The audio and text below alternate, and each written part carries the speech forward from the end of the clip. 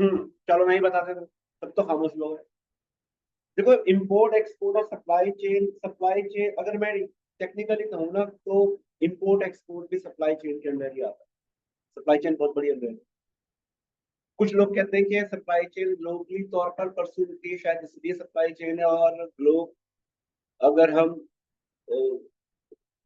Outside the country trade, कोई भी चीज ट्रेड करते हैं, कोई कोई सामान मंगाते हैं, वो सब का सब इंपोर्ट एक्सपोर्ट के अंदर आता है, क्योंकि पोर्ट की डॉक्यूमेंटेशन इसमें इन्वॉल्व हो जाती है।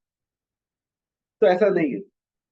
इंपोर्ट एक्सपोर्ट और सप्लाई चेन, जैसे हमने देखा होगा बहुत सारी इंडस्ट्री के अंदर सप्लाई चेन हेड भी होता है और इंपोर्ट डिपार्टमेंट का भी पूरा एक हिस्सा है।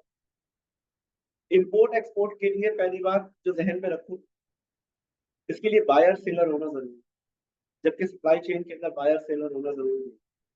और जहां तक ये बात है कि एक मुल्क से दूसरे मुल्क में सामान जा रहे हैं तो इसलिए हम इसको इंपोर्ट एक्सपोर्ट कहते हैं, ऐसा भी नहीं। क्योंकि फिर ग्लोबल सप्लाई चेन फिर क्या होगी?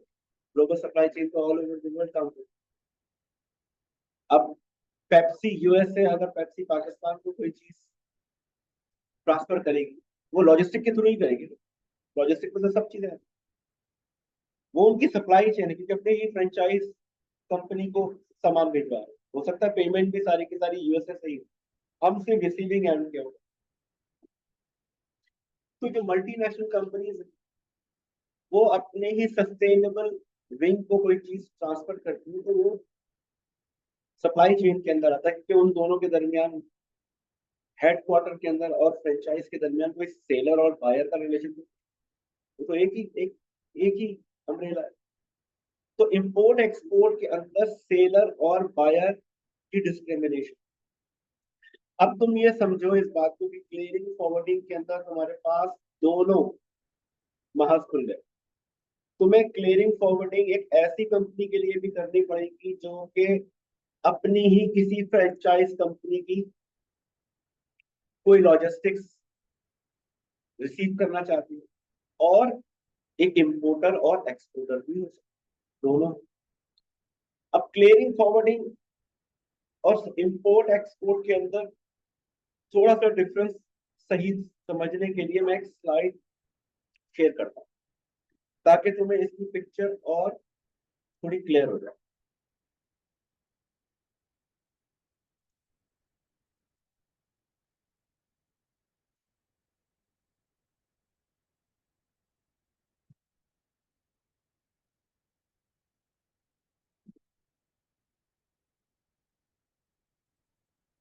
अब जैसे ये मेरे साथ सब शेयर हो जाए, ये पूरा नेक्सस है हमारे इंपोर्ट एंड एक्सपोर्ट का, जिसके अंदर सेल्स कॉन्ट्रैक्ट बन रहा है, एक रिलेशन इंपोर्टर का है, एक एक्सपोर्टर का है, बीच में कैरियर भी आ रहा है। तो बिल्कुल सेंटर में आपको नजर आ रहा होगा फॉरवर्डिंग, क्लियरिंग और ये तमाम।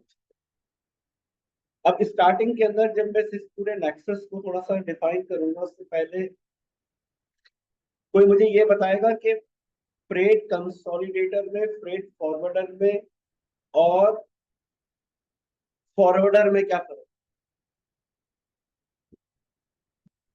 जल्दी से।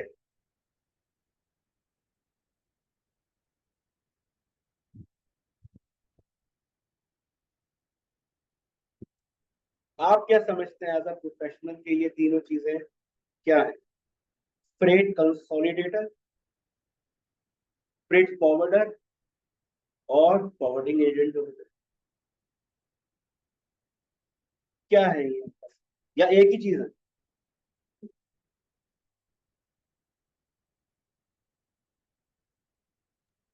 नहीं सर, अलग अलग है। फ्रेट कंसोलिडेटर जो है वो आपका कंसोलिडेट करता है सामान को। फ्रेट फॉरवर्डर जो है वो फॉरवर्ड करता है जो। हम्म। और फिर फॉरवर्डिंग एजेंट, वो क्या हुआ फिर? बेसिकली ये जो है ना डिस्ट्रीब्यूटर्स की कैटेगरी में आते हैं तीनों। ठीक है, ठीक है। तो मतलब तीनों के तीनों डिस्ट्रीब्यूटर्स हैं और तकरीबन तीनों की हैसियत एक है, ऐसा ही है? ऑलमोस्ट कह सकते हैं इसको आप। देखो समझो इस बात, फ्रेट कंसोलिडेटर जो है ना, ये है बिग फिश। हमारे पूरे नेक्सस के अंदर खास तौर पर फ्रेट कंसोलिडेटर, इवन इनसे तो मुलाकात भी मुश्किल है। फ्रेट कंसोलिडेटर क्या है कि जब भी कोई वेसल बुक होता है तो ऐसे समझो कि वो अगर 25,000 ट्यूज पर है, तो वेसल कंपनी कोई ऐसा थोड़ी है कि वो सिंगापुर से पाकिस्तान आएगी और वहां पर खड़े होकर वो ऐलान करेंगे कि हमारे पास ये स्पेस है और आइए और कंटेनर बुक कराइए। कोई ना कोई तो होगा जो इन तमाम चीजों को परसू करता होगा पहुंचने से पहले। ये तो बहुत रिस्की काम हो जाएगा। 25,000 कंटेनर, 35,000 कंटेनर, 30,000 ट्यूज के ऊपर अमूमन वेसल होते हैं। फ्रेट कंसोलिडेटर जो है ना, ये क्या होता है, इसके पास शिपिंग का स्पेस होता है, और क्योंकि ये मेंबर होता है एनबीओसीसी का। पेंसिल है सबके पास?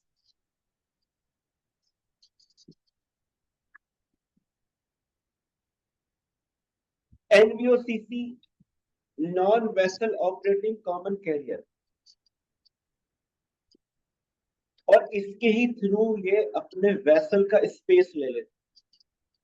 जो बड़ा कंसोलिडेटर होता है वो बड़ी स्पेस ले लेता है। अब इसकी एक अपनी एक एरोडायनेमिक्स है कि वेसल के ऊपर जो उसका पीवर्ट जहां बनता है वो जगह ज्यादा महंगी होती है, क्योंकि उसमें ज्यादा कंटेनर की मूव्स आ सकती है, तो वो स्पेस ज्यादा महंगा होता है। जो जो साइड लाइन पीवट से साइड पर होता है, या लेफ्ट पे एक्सट्रीम लेफ्ट पे एक्सट्रीम राइट के ऊपर, वो जगह ज्यादा कम, वो छोटे कंसोलिडेटर होते हैं। लेकिन शिपिंग कंपनी को लॉस नहीं हो सकता। शिपिंग कंपनी अपना स्पेस बेच चुकी है, वो बिका है, खरीदा है कंसोलिडेटर। वो शिपिंग की स्पेस 2,000, 5,000, 6,000 कंटेनर की स्पेस उसके पास है।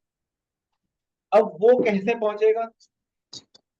इंपोर्ट एक्सपोर्ट, इंपोर्टर के पास, एक्सपोर्टर के पास, इनके एजेंट होते हैं जो कि कहलाते हैं फ्रेट फॉरवर्डर। और फ्रेट फॉरवर्डर कंसर्न पे जाते हैं उन लोगों के जो कि इंपोर्टर और एक्सपोर्टर के कंसर्न में होते हैं, जिनको हम क्लियरिंग एजेंट और फॉरवर्डिंग एजेंट कहते हैं। फॉरवर्डिंग एजेंट वो होता है जो एक्सपोर्ट की शिपमेंट को कंसोलिडेट करता है, कैरी ऑन करता है। और जो क्लियरिंग एजेंट होता है वो इंपोर्ट की शिपमेंट को क्लियर करता है। तो क्लियरिंग एंड फॉरवर्डिंग अगर किसी कंपनी के साथ लिखकर इसके पास है, वो दोनों लाइसेंस, वो एक्सपोर्ट की शिपमेंट को भी देख सकता है और इंपोर्ट की भी। बहुत सारे सिर्फ फॉरवर्डर्स बहुत सारे सिर्फ लिखते हैं कि वो क्लियरिंग एजेंट है। बात क्लियर हो गई?